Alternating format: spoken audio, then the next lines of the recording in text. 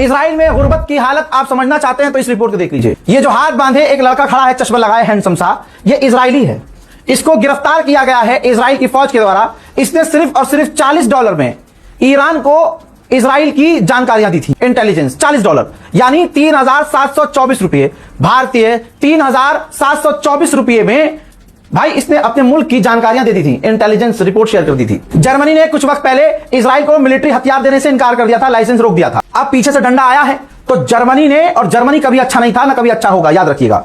Germany ने फिर अपनी औकात दिखाई और जर्मनी ने इजराइल को लाइसेंस भी दे दिया और नए हथियारों का अप्रूवल भी दे दिया।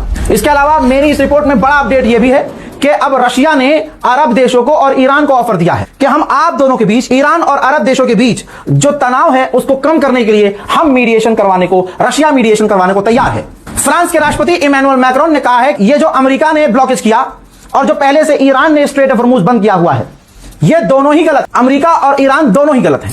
अमेरिका के अंदर ही वो फौजी जो रिटायर हो गए अमेरिका की फौज से, ये देखिए अमेरिका का मंजर है, ट्रंप के खिलाफ प्रदर्शन कर रहे थे कि ट्रंप जबरदस्ती की इजराइल के कहने पर जंग लड़ रहा है और मुल्क को खतरे में डाल रहा है।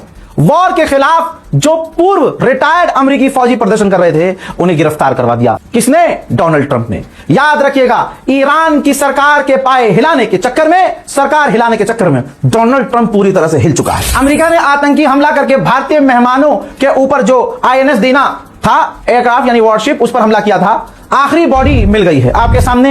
ये वो जवान है, कड़ियल जवान, जिसका नाम इमाद हरमुजी है।